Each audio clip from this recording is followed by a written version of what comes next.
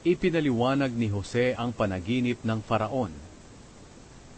Ika-41 kabanata. Pagkalipas ng 2 taon, nanaginip ang Faraon na nakatayo siya sa pampang ng ilog ng Nilo. Sa kaniyang panaginip, biglang may umahon na 7 maganda at matabang baka na kumakain ng damo. Maya-maya pa'y may umahon din na 7 pangit at payat na baka.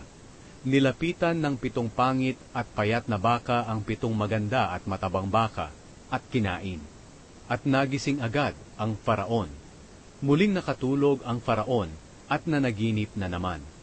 Sa kanyang panaginip, nakakita siya ng 7 uhay na mataba ang butil na sumulpot sa isang sanga. At sa sangaring iyon, sumulpot ang 7 uhay na payat ang butil na natuyo dahil sa mainit na hangin na galing sa silangan. Kinain agad ng mapapayat na uhay ang 7 matatabang uhay, at nagising agad ang hari. Akala niya'y totoo iyon, pero panaginip lang pala. Kinaumagahan, litong-lito ang isip ng Faraon tungkol sa mga panaginip niya.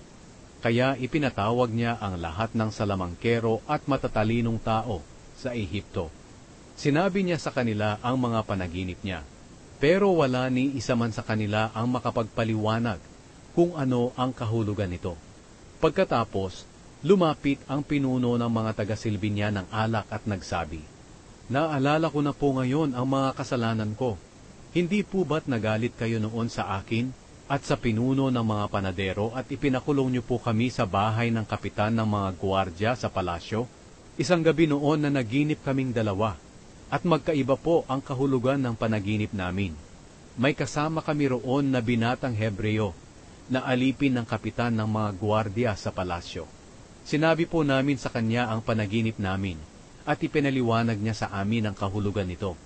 Nagkatotoo ang sinabi niya tungkol sa amin.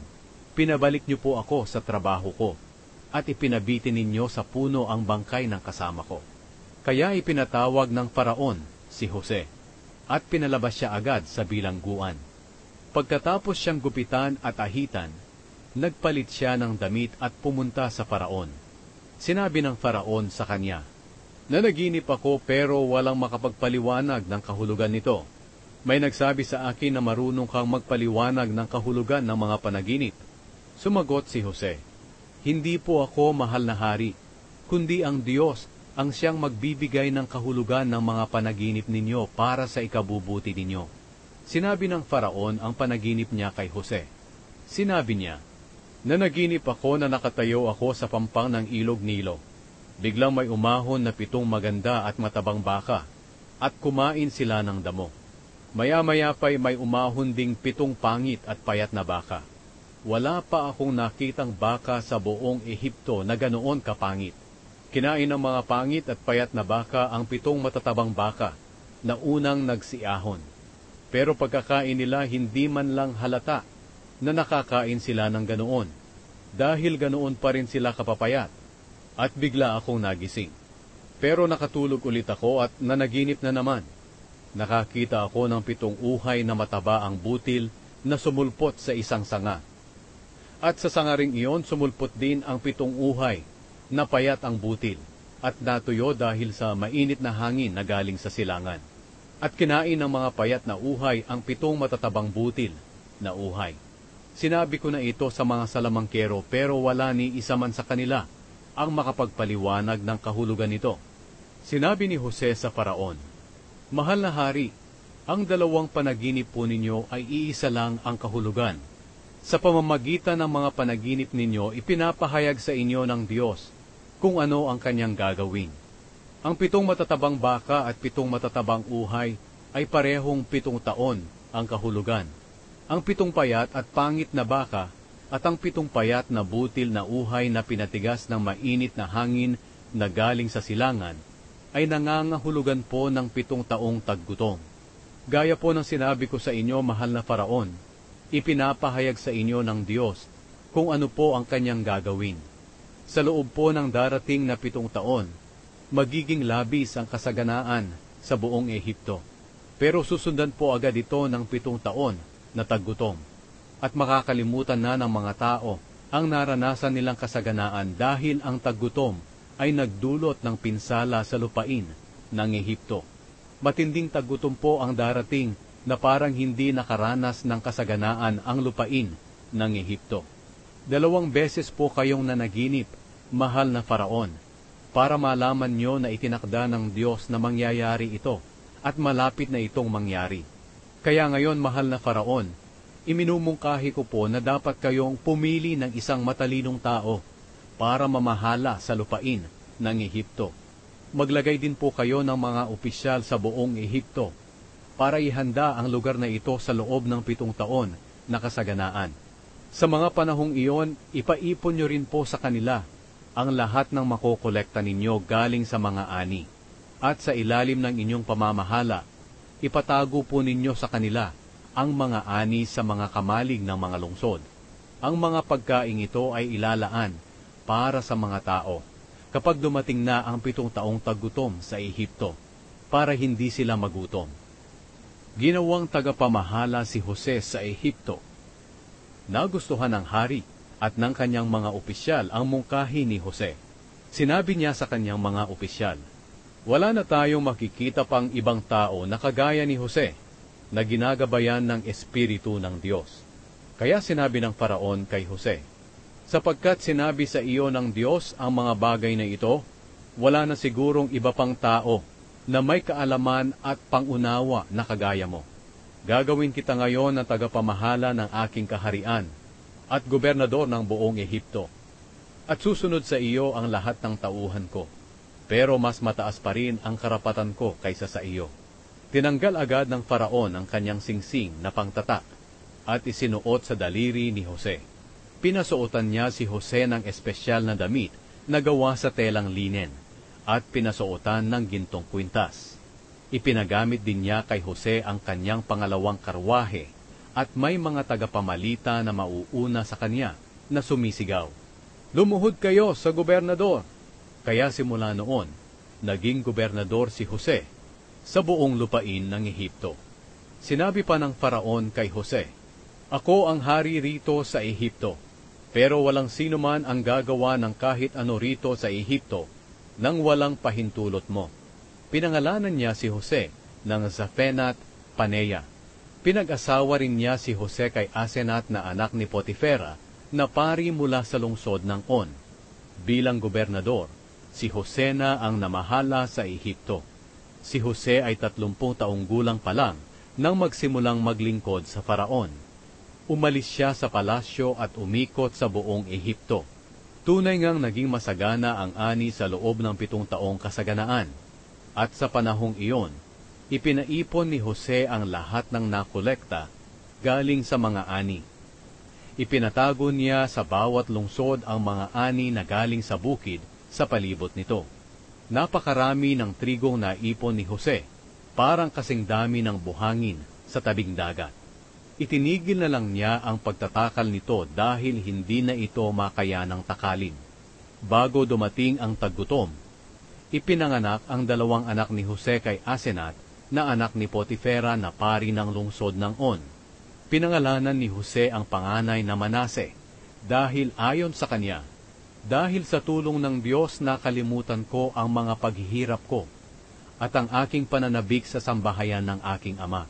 Pinangalanan niya ang pangalawa niyang anak na Ephraim, sapagkat ayon sa kanya, "Dahil sa tulong ng Diyos, naging masagana ako sa lugar kung saan nakaranas ako ng mga paghihirap." Natapos na ang 7 taong kasaganaan sa Ehipto, at nagsimula na ang 7 taong taggutom, katulad ng sinabi ni Jose. May taggutom sa iba't ibang lugar, pero may pagkain sa buong Ehipto. Dumating ang panahon na naramdaman din ng mga taga-Ehipto ang taggutom, kaya humingi sila ng pagkain sa hari. Sinabi ng hari sa kanila, "Pumunta kayo kay Jose, dahil siya ang magsasabi sa inyo kung ano ang gagawin ninyo." Lumaganap ang taggutom kahit saan. At dahil sa matinding taggutom sa buong Ehipto, pinabuksan ni Jose ang lahat ng kamalig at pinagbilhan ng pagkain ang mga taga-Ehipto. Pumunta rin sa Ehipto ang halos lahat ng bansa para bumili ng pagkain kay Jose, dahil matindi ang taggutom sa kanilang bansa. Pumunta sa Ehipto ang mga kapatid ni Jose. Ika-42 kabanata. Nang malaman ni Jacob na may ipinagbibiling pagkain sa Ehipto, sinabi niya sa mga anak niyang lalaki, "Ano pa ang hinihintay ninyo? Nabalitaan ko na may ipinagbibili raw na pagkain sa Ehipto, kaya pumunta kayo roon at bumili, para hindi tayo mamatay sa gutom." Kaya lumakad ang 10 kapatid ni Jose sa Ehipto para bumili ng pagkain. Pero hindi ipinasama ni Jacob si Benjamin na nakababatang kapatid ni Jose, dahil natatakot siya na baka may masamang mangyari sa kanya. Kaya pumunta ang mga anak ni Jacob sa Ehipto kasama ng mga taga-ibang lugar para bumili ng pagkain, dahil laganap na ang taggutom sa buong Kanaan. Bilang gobernador ng Ehipto, tungkulin ni Jose na pagbilhan ng pagkain ang lahat ng tao. Kaya pagdating ng mga kapatid niya, yumukod sila kay Jose bilang paggalang sa kanya. Pagkakita ni Jose sa kanila, nakilala niya agad ang mga ito, pero siya'y hindi nila nakilala. Hindi lang siya nagpahalata na siya si Jose. Nagtanong siya sa kanila kung taga saan sila. Sumagot sila, "Taga Kanaan po kami, at pumunta po kami rito para bumili ng pagkain." Naalala agad ni Jose ang panaginip niya tungkol sa kanila, na naging dahilan kung bakit sila nagalit sa kanya. Kaya nagsalita siya ng masasakit na salita sa kanila.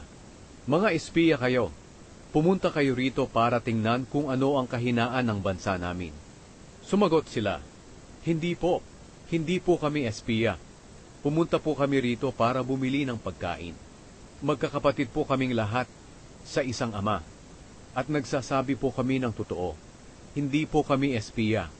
Pero sinabi ni Jose, "Hindi ako naniniwala. Pumunta kayo rito para tingnan kung ano ang kahinaan ng bansa namin." Sumagot sila, 12 po kaming magkakapatid, at isa lang po ang aming ama na naroon ngayon sa Kanaan. Ang bunso po namin ay naiwan sa kanya. Ang isa po naming kapatid ay wala na." Sinabi ni Jose, "Kagaya ng sinabi ko, mga espiya talaga kayo. Pero susubukan ko kayo kung totoo talaga ang mga sinasabi ninyo. Isinusumpa ko sa pangalan ng Faraon na hindi kayo makakaalis dito hanggat hindi ninyo maisasama ang bunsong kapatid nyo rito. Pauuwiin ang isa sa inyo para kunin ang kapatid ninyo. Ang maiiwan sa inyo'y ikukulong hanggang sa mapatunayan ninyo ang sinasabi ninyo. Dahil kung hindi, talagang mga espiya nga kayo." At ipinakulong niya ang mga ito sa loob ng 3 araw. Sa 4 araw, sinabi ni Jose sa kanila, "Iginagalang ko ang Diyos, kaya bibigyan ko pa kayo ng pagkakataong mabuhay kung susundin lang ninyo ang iniutos ko sa inyo. Kung nagsasabi kayo ng totoo, magpaiwan dito ang isa sa inyo, at makakauwi kayo, at makakapagdala kayo ng pagkain para sa nagugutom ninyong pamilya. Pagkatapos dalhin nyo rito ang bunsong kapatid ninyo, para mapatunayan ko na hindi kayo nagsisinungaling, at para hindi ko kayo ipapatay." At ginawa nila ito. Habang hindi pa sila nakakaalis, sinabi nila sa isa't isa, "Mananagot tayo sa ginawa natin sa kapatid natin. Nakita natin ang paghihirap niya nang nagmamakaawa siya sa atin, pero hindi natin siya kinaawaan. Kaya ito ang dahilan kung bakit dumating ang mga paghihirap na ito sa atin." Sinabi ni Reuben, "Hindi ba't sinabi ko sa inyo noon na huwag ninyo siyang saktan? Pero hindi kayo nakinig sa akin. Kaya sinisingil na tayo ngayon sa kanyang pagkamatay." Hindi nila alam na nauunawaan ni Jose ang usapan nila, dahil habang nakikipag-usap siya sa kanila, ay may tagapagpaliwanag siya. Lumayo muna si Jose sa kanila at umiyak.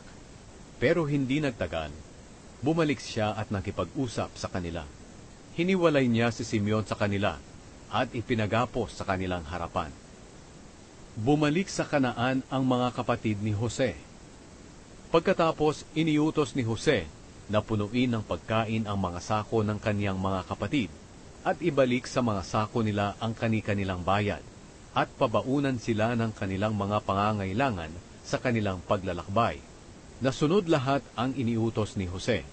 Isinakay agad ng mga kapatid ni Jose ang mga sako nila sa kanilang asno at umalis. Nang nagpalipas sila ng gabi sa isang lugar, isa sa kanila ang nagbukas ng sako niya para pakainin ang kanyang asno. Pagbukas niya, nakita niya roon ang perang ibinayad niya. Sumigaw siya sa kanyang mga kapatid, "Ibinalik ang ibinayad ko! Nandito sa sako ko!" Nanlupaypay silang lahat at kinabahan. Nagtanungan sila, "Ano kaya itong ginawa ng Diyos sa atin?" Pagdating nila sa Kanaan, sinabi nila sa kanilang amang si Jacob ang lahat ng nangyari sa kanila. Sinabi nila kay Jacob, "Pinagsalitaan po kami ng masasakit ng gobernador ng Ehipto, at pinagbintangan ng mga espiya raw po kami. Pero sinagot po namin siya na hindi kami espiya, at nagsasabi kami ng totoo. Sinabi rin po namin na 12 kaming magkakapatid, at isa lang ang aming ama. Sinabi rin namin na ang isa naming kapatid ay patay na, at ang aming bunsong kapatid ay kasama po ninyo rito sa Kanaan. Pero ito po ang sinabi niya sa amin, 'Susubukan ko kayo, kung totoo ang sinasabi ninyo.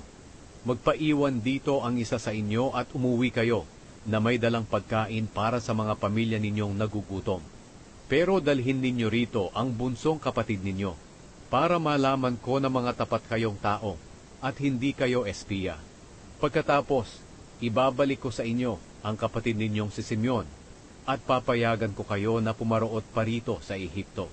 Nang ibinuhos na nila ang laman ng kanilang mga sako, nakita nila roon sa mga sako nila ang perang ibinayad nila. Nang makita ito ng kanilang ama, kinabahan silang lahat. Sinabi ni Jacob sa kanila, 'Gusto ba ninyong mawalan ako ng mga anak? Wala na si Jose, wala na si Simeon, at ngayon gusto naman ninyong kunin si Benjamin.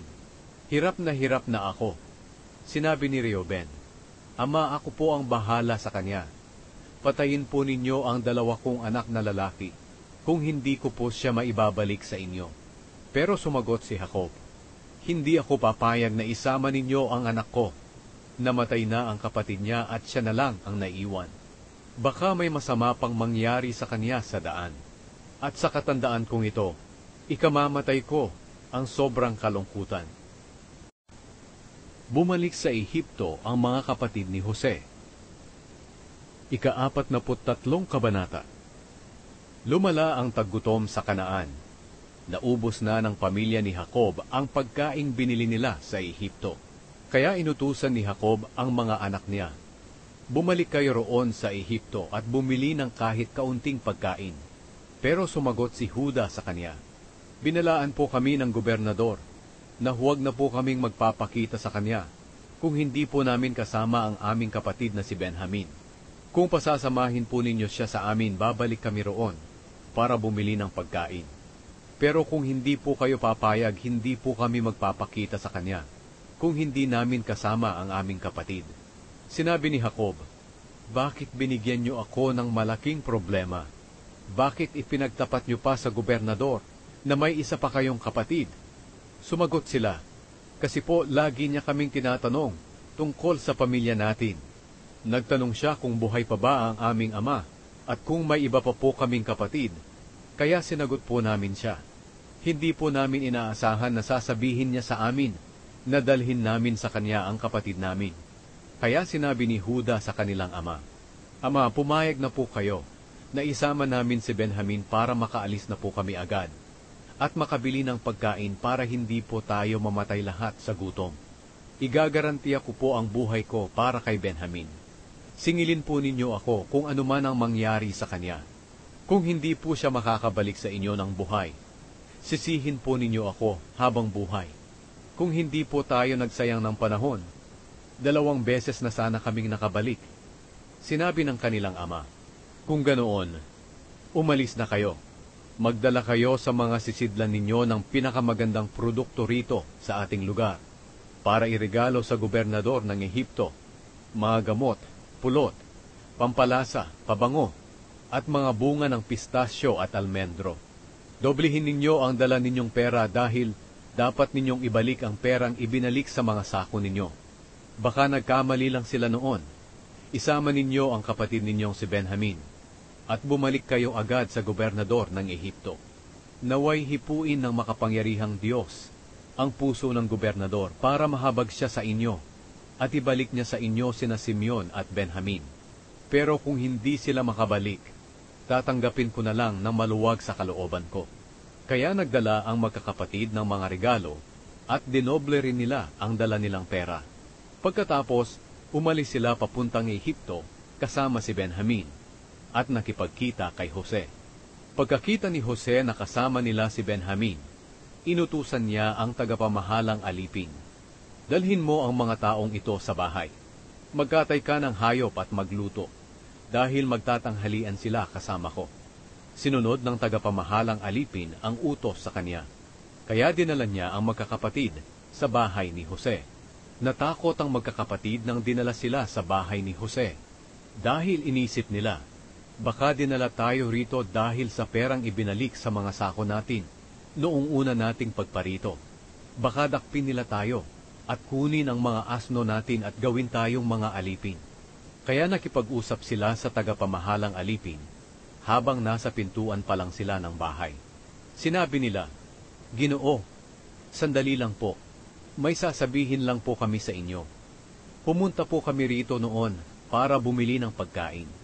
Nang papauwi na po kami, nagpalipas kami ng gabi sa isang lugar at doon namin binuksan ang mga sako namin at nakita po namin sa loob ang perang ibinayad namin para sa mga pagkain. Narito ibinabalik na po namin. Nagdala pa po kami ng karagdagang pera para bumili ng pagkain. Hindi po namin alam kung sino ang naglagay ng pera sa mga sako namin. Sumagot ang tagapamahalang alipin, Walang anuman iyon. Huwag kayong matakot. Ang inyong Diyos na Diyos din ng inyong Ama, ang siyang sigurong naglagay ng perang iyon sa mga sako ninyo. Natanggap ko ang bayad nyo noon. Pagkatapos, dinala niya si Simeon sa kanila. Pinapasok ng tagapamahalang alipin ang magkakapatid sa bahay ni Jose at binigyan ng tubig para makapaghugas sila ng kanilang mga paa. Binigyan din niya ng pagkain ang kanilang mga asno. Inihanda ng magkakapatid ang mga regalo nila kay Jose habang hinihintay nila ang pag-uwi nito, sapagkat sinabihan sila na doon magtanghalian sa bahay ni Jose. Pagdating ni Jose, yumukod sila sa kaniyang harapan bilang paggalang at ibinigay nila ang kanilang mga regalo. Kinamusta sila ni Jose. Pagkatapos nagtanong din siya, Kumusta ang ama ninyong matanda na binanggit niyo noon sa akin? Buhay pa ba siya? Sumagot sila, Buhay pa po si ama, at mabuti pa naman po siya. Pagkatapos, yumukod silang muli sa kanya bilang paggalang. Pagkakita ni Jose kay Benjamin na kapatid niyang buo, sinabi niya, Ito ba ang bunsong kapatid ninyo na ikinuwento niyo noon sa akin? Sinabi niya agad kay Benjamin, Naway pagpalain ka ng Diyos. Pagkatapos, mabilis na lumabas si Jose, dahil naiiyak na siya sa pangungulila sa kapatid niya. Pumasok siya sa kanyang silid at doon umiyak. Pagkatapos, naghilamos siya at bumalik sa kanila, na pinipigil ang kanyang nararamdaman. At nag-utos siya na ihanda na ang pagkain. Iba ang mesa na kinainan ni Jose. Iba rin ang kinainan ng kanyang mga kapatid. At iba rin ang sa mga Ehipsyo na doon din nananghalian, sapagkat hindi kumakain ang mga Ehipsyo na kasama ang mga Hebreyo sa isang mesa, dahil kasuklam-suklam iyon para sa kanila. Nakaharap kay Jose ang mesang inuupuan ng kaniyang mga kapatid. Nagtitinginan ang magkakapatid, dahil nagtaka sila na magkakasunod ang pagkakaupo nila sa mesa mula sa panganay hanggang sa bunso. Hinainan sila ng pagkain na galing sa mesa ni Jose, pero ang ibinigay kay Benjamin na pagkain ay 5 beses ang dami kaysa sa iba. Nagsikain sila at nagsiinom kasama si Jose. Ang nawawalang kopa. Ika-44 na kabanata. Samantala, inutusan ni Jose ang tagapamahalang alipin sa kanyang bahay. Sinabi niya, Punuin ninyo ng pagkain ang mga sako ng magkakapatid, ayon sa kanilang makakaya, at ilagay sa mga sako nila ang perang ibinayad nila. Ilagay ninyo ang aking kopang pilak sa sako ng bunso kasama ng perang ibinayad niya sa pagkain. Ginawa ng tagapamahalang alipin niya ang sinabi ni Jose. Kinabukasan, maagang umalis ang magkakapatid na dala-dala ang kanilang sako. Hindi pa sila nakakalayo sa lungsod nang sabihin ni Jose sa kanyang tagapamahalang alipin, "Bilis, habulin mo ang mga taong iyon, at kung maabutan mo sila'y sabihin mo sa kanila, bakit masama ang iginanti ninyo sa mabuting ipinakita namin sa inyo? Bakit kinuha ninyo ang kopa na iniinuman ng aking amo at ginagamit niya sa panghuhula?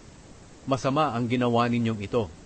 Naabutan ng tagapamahalang alipin ang magkakapatid, at sinabi niya ito sa kanila. Sinabi nila sa tagapamahalang alipin, "Paano po ninyo nasabi iyan? Imposibleng gawin namin ang bagay na iyan. Alam nyo rin na mula sa Kanaan ay dinala namin pabalik sa inyo ang perang nakita namin sa aming mga sako. Kaya bakit magnanakaw pa kami ng pilak o ginto sa bahay ng amo ninyo? Kapag nakita nyo ang kopa na iyan sa isa sa amin, patayin nyo siya at magiging alipin nyo kami."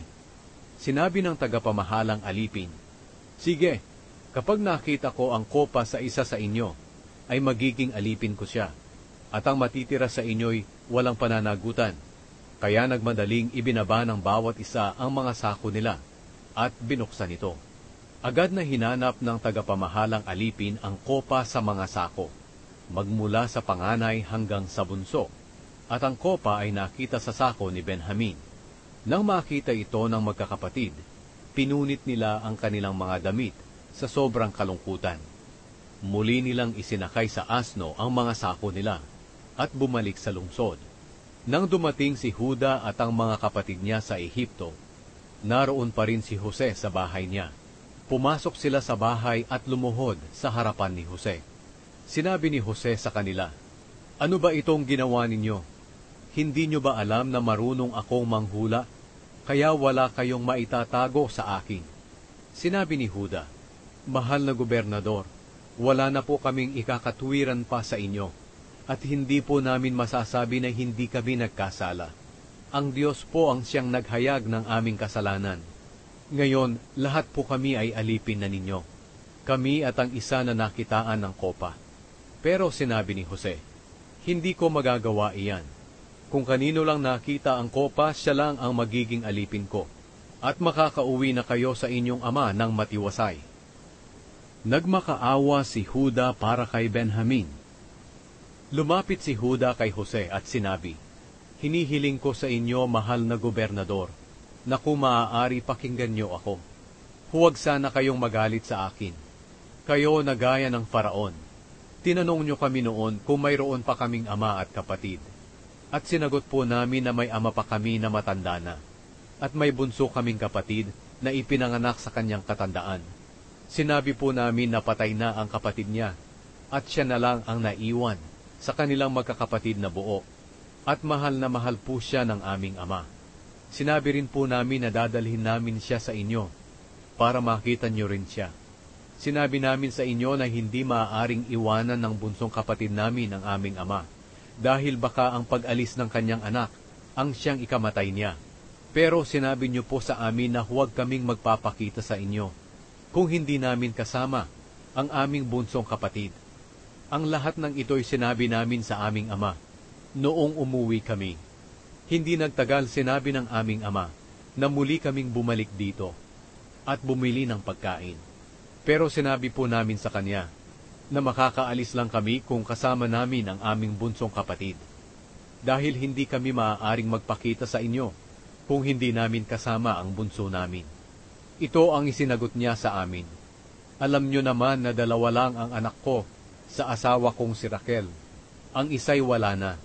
Maaaring niluray-luray siya ng mababangis na hayop, at hanggang ngayon hindi ko pa siya nakikita.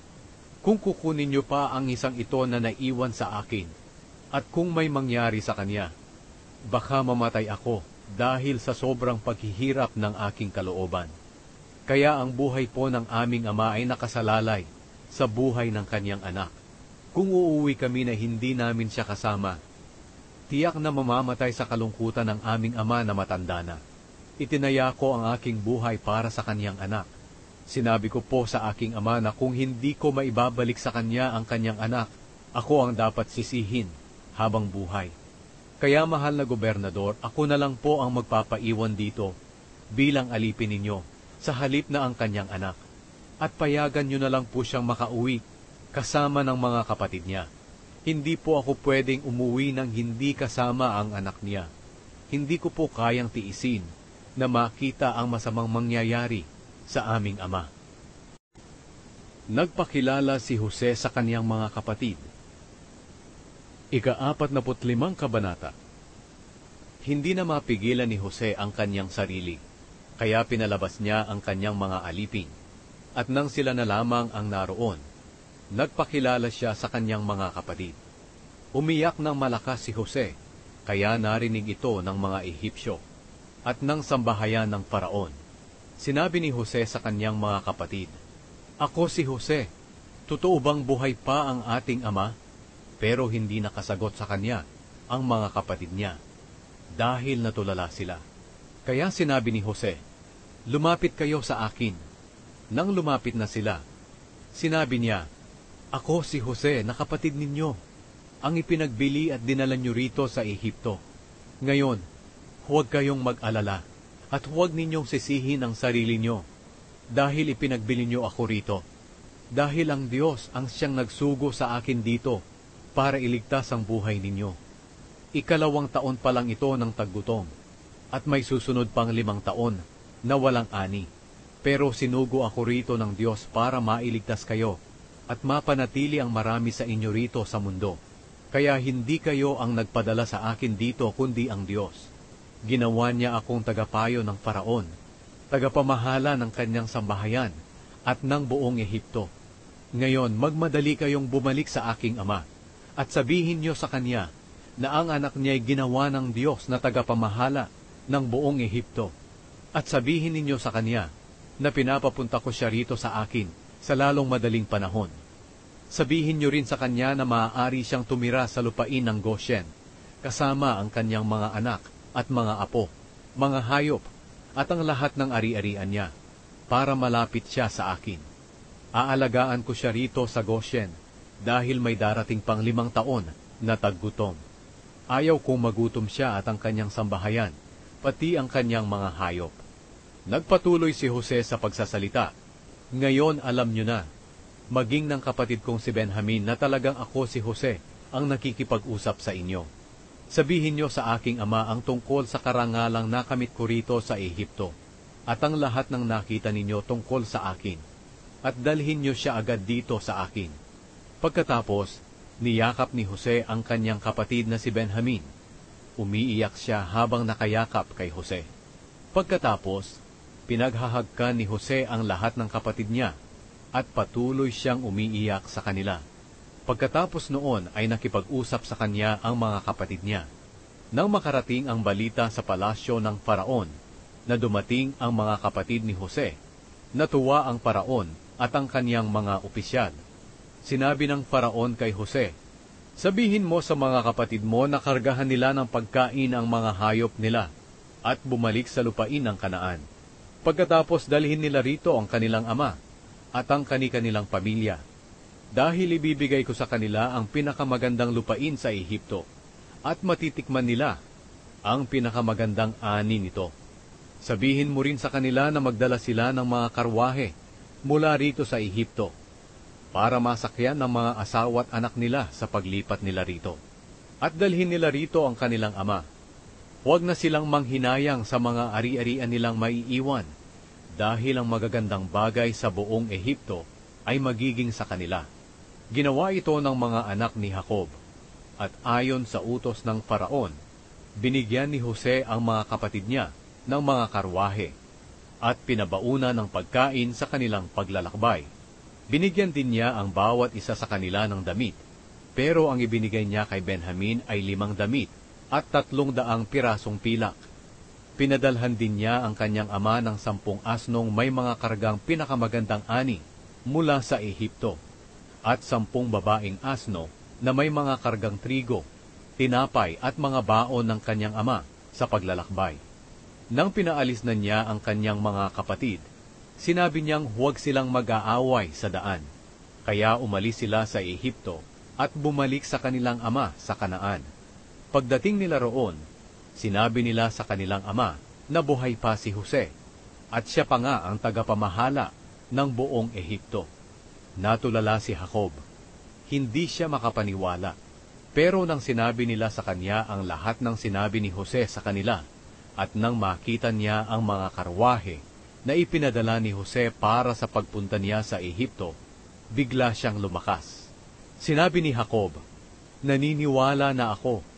Ang anak kong si Jose ay buhay pa. Pupuntahan ko siya bago ako mamatay." Pumunta si Jacob sa Ehipto. Ika-46 na kabanata. Umalis si Jacob papuntang Ehipto, kasama ang sambahayan niya na dala ang lahat ng kanyang ari-arian. Pagdating niya sa Beersheba, naghandog siya sa Diyos ng ama niyang si Isaac. Kinagabihan, nakipag-usap ang Diyos sa kanya sa pamamagitan ng isang pangitain. Tinawag ng Diyos si Jacob, at sumagot si Jacob sa kanya.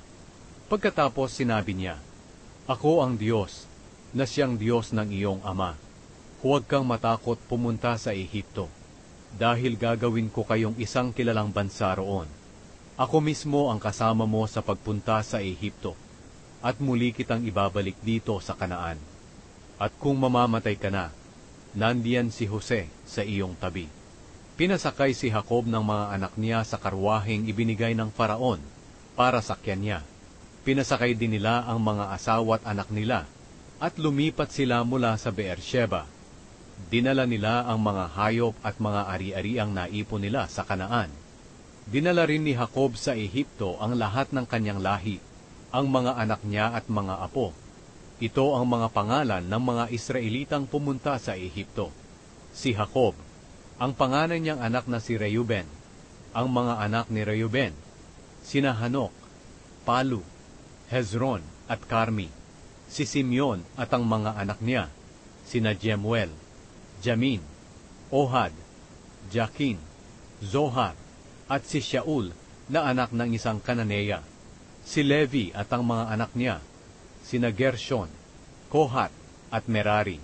Si Huda at ang mga anak niya, sina Onan, Shelah, Perez at Zerah. Pero si at Onan ay namatay sa Kanaan. Ang mga anak ni Perez, sina Hezron at Hamul. Ang mga ito ay kasama rin sa Ehipto. Si Isakar at ang mga anak niyang sina Tola, Puwa, Iyob at Shimron. Si Zebulun at ang mga anak niya, sina Sered, Elon at Jeleel. Sila ang 33 anak at apo ni Jacob kay Leah na ipinanganak sa Padan Aram, at hindi kabilang ang anak niyang babae na si Dina. Ang mga ito ay kasama rin sa Ehipto. Si Gad at ang mga anak niyang sina Zephon, Hagi, Shuni, Esbon, Eri, Arodi at Areli. Si Asher at ang mga anak niyang sina Imna, Ishba, Ishvi at Beria. Ang kapatid nilang babae na si Sera. Ang mga anak ni Beria na sina Heber at Malkiel. Sila ang 16 na anak at apo ni Jacob kay Zilpa, ang alipin na ibinigay ni Laban kay Leah. Ang mga anak ni Jacob kay Raquel, sina Jose at Benjamin. Ang mga anak ni Jose kay Asenat na ipinanganak sa Ehipto na sina Manase at Ephraim. Si Asenat ay anak ng babae ni Potifera na pari sa lungsod ng On. Ang mga anak ni Benjamin, sina Bela, Beker, Asbel, Gera, Naaman, Ehi, Rosh, Mupim, Hupim, at Ard. Sila ang 14 na anak at apo ni Jacob kay Raquel. Ang mga ito ay kasama rin sa Ehipto. Si Dan at ang anak niyang si Hushim. Si Naphtali at ang mga anak niya, sina Jashel, Guni, Jezer at Shilem. Sila ang 7 anak at apo ni Jacob kay Bilha, ang alipin na ibinigay ni Laban kay Raquel. Ang bilang ng lahat ng anak at apo ni Jacob na pumunta sa Ehipto ay 66. Hindi pa kabilang dito ang mga asawa ng kanyang mga anak. Kasama ang 2 anak ni Jose na ipinanganak sa Ehipto, 70 ang kabuuan ng sambahayan ni Jacob na natipon sa Ehipto. Nang hindi pa sila nakakarating sa Ehipto, inutusan ni Jacob si Juda na maunang pumunta kay Jose para ituro sa kanila ang lugar ng Goshen. Nang dumating na sina Jacob sa Goshen, sumakay si Jose sa karwahin niya at pumunta roon sa Goshen para salubungin ang kanyang ama.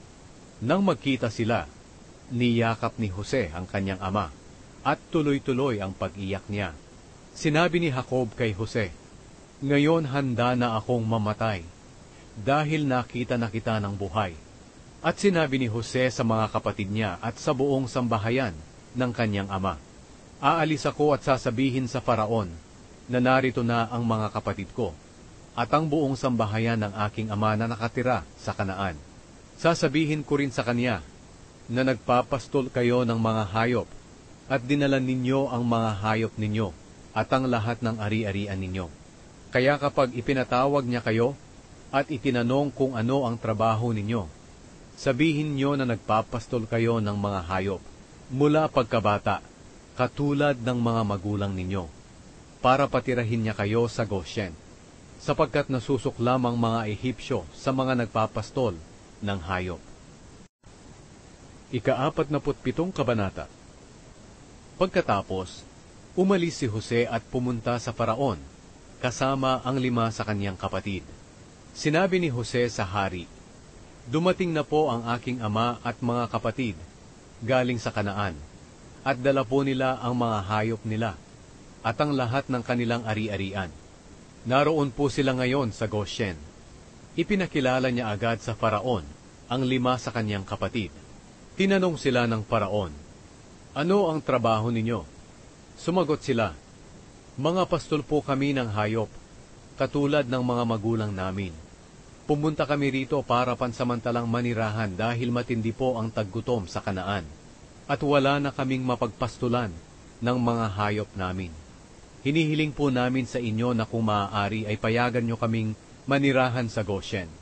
Sinabi ng Faraon kay Jose, "Ngayong dumating na ang iyong ama at mga kapatid, nakabukas ang Ehipto para sa pamilya ninyo. Patirahin sila sa Goshen, na isa sa magagandang lupain sa Ehipto. Kung may mapipili ka sa kanila na mapagkakatiwalaan, gawin silang tagapagbantay ng mga hayop ko." Dinala ni Jose ang kanyang ama sa Faraon at ipinakilala. Pagkatapos, binasbasan ni Jacob ang Faraon. Tinanong siya ng Faraon, "Ilang taon ka na?" Sumagot siya, 130 taon. "Maikli at mahirap po ang naging buhay ko rito sa lupa. Hindi ito umabot sa kahabaan ng buhay ng aking mga ninuno." Pagkatapos, muli niyang binasbasan ang Faraon at umalis siya sa harapan ng Faraon. Ayon sa utos ng Faraon, inilagay ni Jose sa ayos ang kanyang ama at mga kapatid sa Ehipto. Ibinigay niya sa kanila ang lugar ng Rameses, na isa sa pinakamagandang lupain sa Ehipto. Sinustentuhan ni Jose ng pagkain ang kanyang ama, mga kapatid, at ang buong sambahayan ng kanyang ama, ayon sa dami ng kanilang mga anak. Ngayon, malala na ang taggutom, kaya wala ng pagkain kahit saan. Nanghina na ang mga tao sa Ehipto at sa Kanaan dahil sa gutom. Tinipon ni Jose ang lahat ng perang ibinayad ng mga taga-Ehipto at taga-Kanaan na bumili ng pagkain, at dinala ito sa palasyo ng Faraon. Dumating ang panahon na naubos na ang perang pambili ng mga taga-Ehipto at ng mga taga-Kanaan. Pumunta ang mga taga-Ehipto kay Jose at sinabi, "Wala na po kaming pera. Kung maaari, bigyan na lang ninyo kami ng pagkain, dahil mamamatay na kami sa gutom." Sinabi ni Jose, "Kung wala na talaga kayong pera, dalhin nyo rito ang mga hayop ninyo, at iyon ang ibayad ninyo sa pagkain ninyo." Kaya dinala nila kay Jose ang kanilang mga kabayo, tupa, baka at asno, at ipinalit ito sa pagkain. Sa loob ng 1 taon, sinustentuhan sila ni Jose ng pagkain, kapalit ng kanilang mga hayop.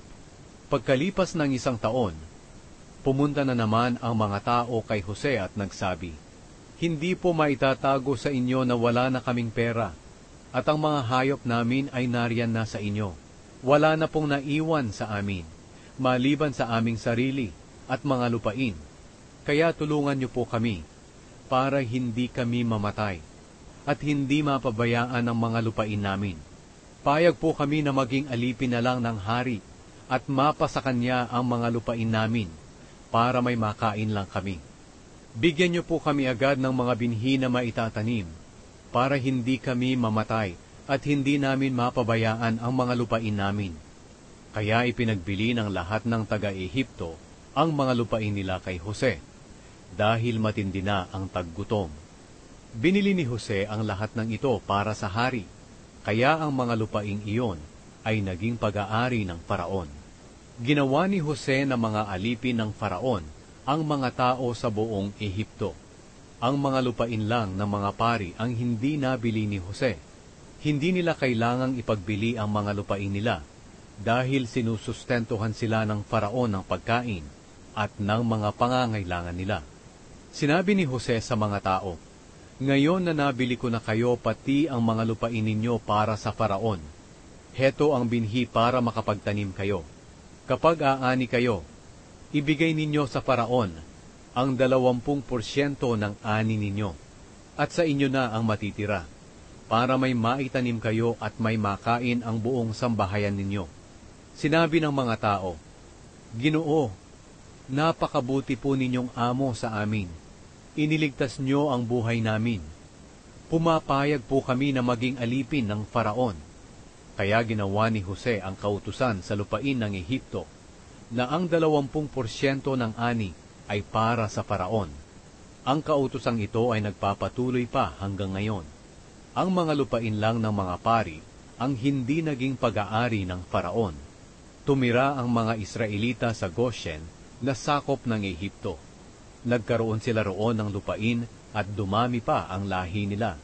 Tumira si Jacob sa Ehipto sa loob ng 17 taon. Nabuhay siya hanggang 147 taon. Nang naramdaman niyang malapit na siyang mamatay, tinawag niya si Jose at sinabi, "Kung maaari, ilagay mo ang kamay mo sa pagitan ng 2 hita ko, at manumpa ka na ipagpapatuloy mo ang pagpapakita ng iyong kagandahang loob sa akin. Huwag mo akong ilibing dito sa Ehipto. Kapag namatay na ako, ilibing mo ako sa libingan ng aking mga ninuno." Sumagot si Jose, "Gagawin ko po ang sinasabi ninyo." Sinabi ni Jacob, "Sumumpa ka sa akin." Kaya sumumpa si Jose sa kanya. Lumuhod si Jacob sa kanyang higaan para magpasalamat sa Diyos. Si Manase at si Efraim. Ika-48 kabanata. Hindi nagtagal, may nagbalita kay Jose na may sakit ang kanyang ama. Kaya dinala niya ang 2 anak niyang sina Manase at Efraim at pumunta kay Jacob. Nang malaman ni Jacob na dumating ang anak niyang si Jose, sinikap niyang makaupo sa higaan niya. Sinabi ni Jacob kay Jose, "Noong naroon pa ako sa Luz, sa lupain ng Kanaan, nagpakita sa akin ng makapangyarihang Diyos, at binasbasan niya ako. Sinabi niya, bibigyan kita ng maraming lahi, para maging ama ka ng maraming tao, at ibibigay ko ang lupaing ito ng Kanaan sa mga lahi mo, at magiging kanila ito magpakailanman." Nagpatuloy si Jacob sa pagsasalita, "Ang 2 mong anak na sina Efraim at Manase, na ipinanganak dito sa Ehipto bago ako dumating, ay ituturing kong mga anak ko. Kaya kagaya kina Reuben at Simeon, magmumula rin sa kanila ang mga lahi ng mga Israelita. Pero ang susunod mong mga anak ay maiiwan sa iyo, at makakatanggap ng mana galing kina Efraim at Manase. Naalala ko ang pagkamatay ng iyong ina. Galing kami noon sa Padan Aram, at naglalakbay sa lupain ng Kanaan. Malapit na kami noon sa Efrata nang mamatay siya. Kaya inilibing ko na lang siya sa tabi ng daan na papunta sa Efrata. Ang Efrata ang tinatawag ngayon na Bethlehem." Nang makita ni Israel ang mga anak ni Jose, nagtanong siya, "Sino sila?" Sumagot si Jose, "Sila po ang mga anak ko na ibinigay sa akin ng Diyos dito sa Ehipto." Kaya sinabi ni Israel, "Dalhin sila rito sa akin para mabasbasan ko sila." Halos hindi na makakita si Israel dahil sa katandaan. Kaya dinala ni Jose ang mga anak niya papalapit kay Israel. Niyakap sila ni Israel at hinalikan. Sinabi ni Israel kay Jose, "Hindi na talaga ako umaasa na makikita pa kita. Pero ngayon, ipinahintulot ng Diyos na hindi lang ikaw ang makita ko, kundi pati ang mga anak mo." Kinuha agad ni Jose ang mga anak niya sa kandungan ni Israel at yumukod siya bilang paggalang sa kaniyang ama.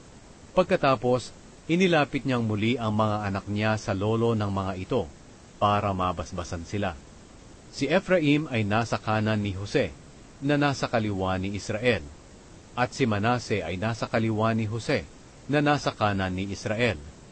At ipinatong ni Israel ang kanang kamay niya sa ulo ni Ephraim na siyang nakababata, at ipinatong ang kaliwang kamay niya sa ulo ni Manase na siya namang nakatatanda. Pagkatapos, binasbasan niya ang mga ito na sinasabi, "Naway pagpalain ang mga batang ito ng Diyos na pinaglingkuran ng aking mga ninuno, na sina Abraham at Isaac, na siya ring Diyos na nagbabantay sa akin, simula nang ipinanganak ako hanggang ngayon. At naway pagpalain din sila ng anghel na nagligtas sa akin sa lahat ng kapahamakan.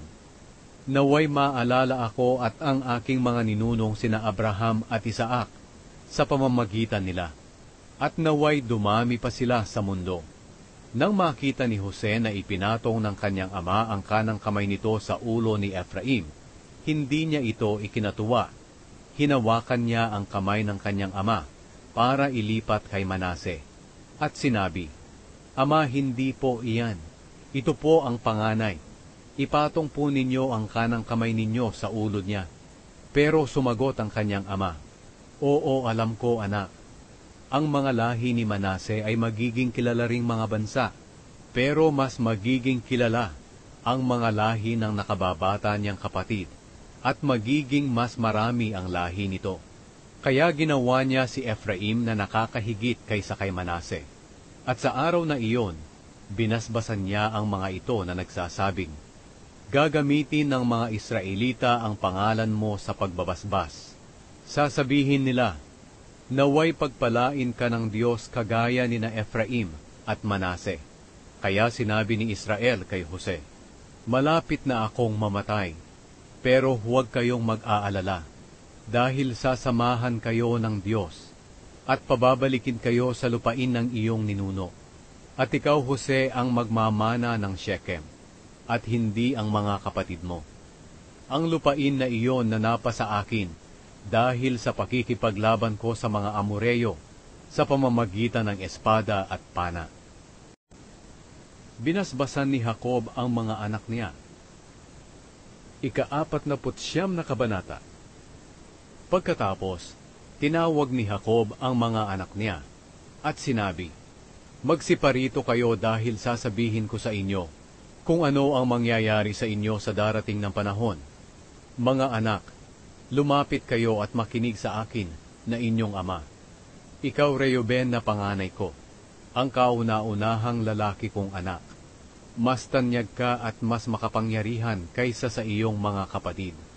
Pero katulad ka ng kumukulong tubig, dahil hindi ka makapagpigil sa iyong pagnanasa, kaya ka sumiping sa aking asawang alipin. Hindi ka na hihigit sa iba.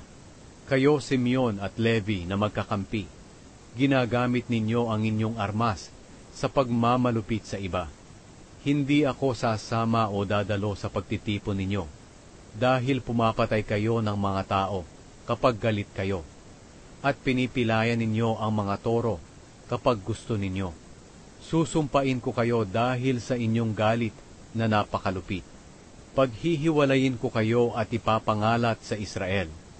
Ikaw, Huda, pupurihin ka at igagalang ng iyong mga kapatid. Tatalunin mo ang iyong mga kalaban. Katulad ka ng batang leon na matapos hanapin ang sisilain ay bumabalik sa kanyang lungga at doon magpapahinga. at walang makakapagtangkang gumambala sa kanya. Patuloy kang mamumuno, Huda. Magmumula sa mga lahi mo ang magiging mga pinuno. Kaya magbibigay ng buwis sa iyo ang mga bansa at susunod sila sa iyo. Magiging sagana ang iyong lupain. Kaya kahit itali mo ang asno malapit sa pinakamagandang tanim na ubas, hindi niya ito makakayang ubusin dahil sa dami. At kahit ipanglaba pa ang katas ng ubas, hindi ito mauubos. Kaya dahil sa masaganang katas ng ubas, magniningning ang iyong mga mata. At sa masaganang gatas higit na puputi ang ngipin mo. Ikaw, Zebulun, maninirahan ka sa tabi ng dagat. Ang lupain mo ay magiging daungan ng mga sasakyang pandagat. Ang lupain mo ay aabot hanggang sa Sidon. Ikaw, Isakar, katulad ka ng malakas na asno, pero nagpapahinga sa tirahan ng mga tupa. Titiisin mong magpaalipin kahit pa pagpasanin ka ng mabigat, at sapilit ang pagtrabahuhin, basta't mabuti at sagana lang ang lupaing titirahan mo. Ikaw, Dan, pangungunahan mong mabuti ang iyong mga tao, bilang isa sa mga lahi ng Israel. Magiging katulad ka ng makamandag na ahas sa tabi ng daan, na tumutuklaw ng paa ng dumaraan na kabayo. Kaya nahuhulog ang nakasakay dito. Pagkatapos sinabi ni Jacob, O Panginoon, naghihintay po ako sa inyong pagliligtas. Nagpatuloy pa siya sa pagsasalita. Ikaw, Gad, lulusubin ka ng grupo ng mga tulisan, pero gagantihan mo sila habang tumatakas sila. Ikaw, Asher, magiging sagana ka sa pagkain. Aani ka ng mga pagkain na para sa mga hari. Ikaw, Naphtali, katulad ka ng pinakawalang usa, na nanganganak ng magagandang supling. Ikaw, Jose, katulad ka ng mailap na asno, sa tabi ng bukal o sa tabi ng bangin. Kaiinisan ka ng mga mamamana. Sa galit nila ay papanain kanila, pero palagi mo rin silang papanain. At ang braso mo ay patuloy na lalakas, dahil sa tulong ng makapangyarihang Diyos ni Jacob, ang tagapagbantay at ang bato na kanlungan ng Israel. Siya ang makapangyarihang Diyos ng iyong mga ninuno, na tumutulong at nagpapala sa iyo.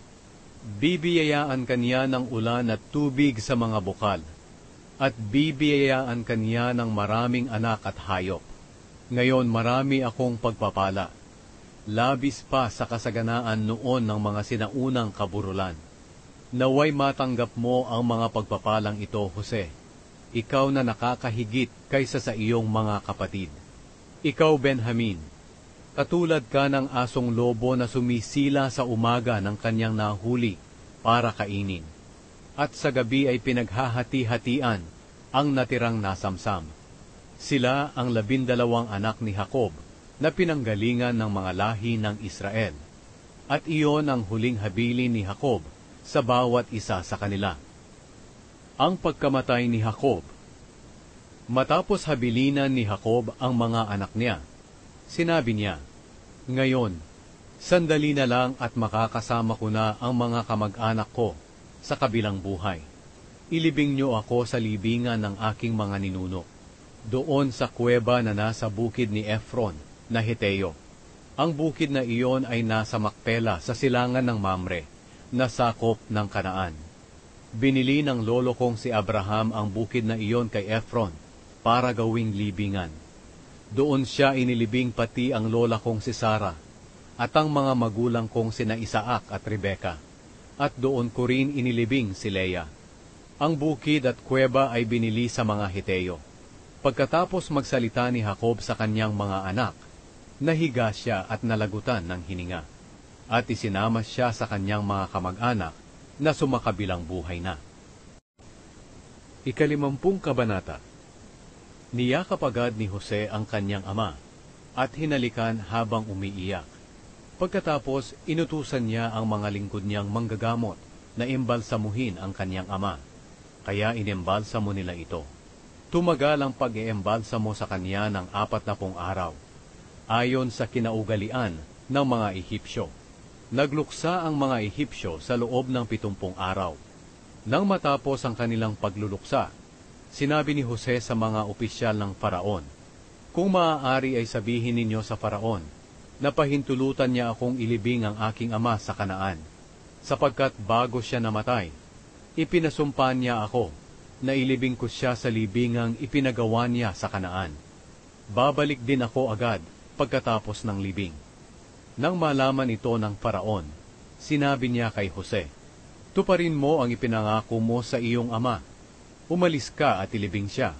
Kaya umalis si Jose, kasama ang maraming opisyal ng Faraon, ang mga tagapamahala ng palasyo, at ang mga tagapamahala ng Ehipto.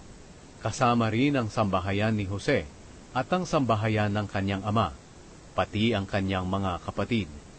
Ang naiwan sa Goshen ay ang maliliit nilang anak at ang mga hayop nila. Kasama rin nila ang mga karwahe at mga mangangabayo. Talagang napakarami nila. Pagdating nila sa giikan sa Atad malapit sa ilog ng Hordan, nagluksa sila roon para kay Jacob, at labis ang kanilang pag-iyak. Labis ang kalungkutan ni Jose sa loob ng 7 araw para sa kanyang ama. Nang makita ng mga Kananeo ang pagdadalamhati nila sa may giikan sa Atad, sinabi nila, "Labis ang pagdadalamhati ng mga Ehipsyo." Kaya ang lugar na iyon na malapit sa ilog ng Hordan ay tinawag na Abel Mizraim. Tinupad ng mga anak ni Jacob ang habiling niya sa kanila, sapagkat dinala nila ang bangkay nito sa Kanaan at inilibing sa kuweba na nasa bukid sa Macpela sa silangan ng Mamre. Binili ni Abraham ang bukid na ito kay Ephron na Heteo para gawing libingan.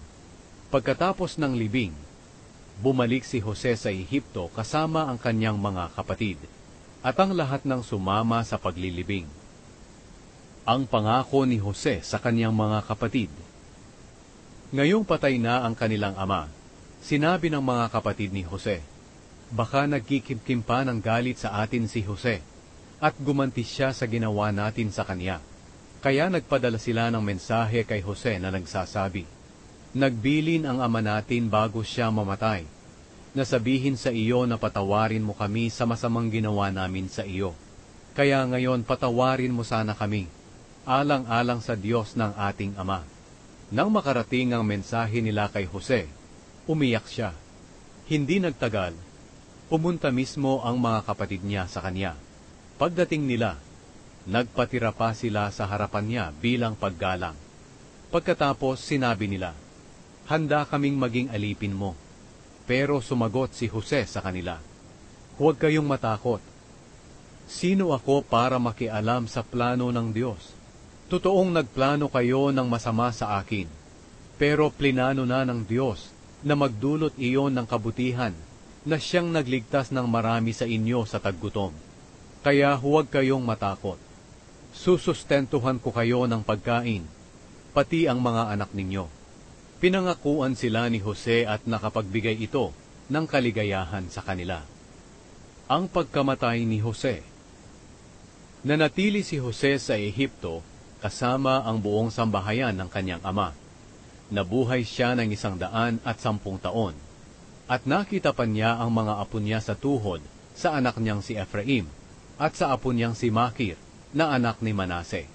Itinuring niya bilang sariling anak ang mga anak ni Makir. Ngayon, sinabi ni Jose sa kanyang mga kamag-anak, "Malapit na akong mamatay, pero hindi kayo pababayaan ng Diyos. Kukunin niya kayo sa lugar na ito, at dadalhin sa lugar na ipinangako niya kay Abraham, Isaac at Jacob." Pagkatapos, pinasumpa ni Jose ang mga Israelita. Sinabi niya, "Ipangako ninyo na kung paaalisin na kayo rito ng Diyos, dadalhin din ninyo ang mga buto ko sa pag-alis nyo sa lupaing ito." Namatay si Jose roon sa Ehipto, sa edad na 110. Inimbalsa mo siya at inilagay sa kabaong.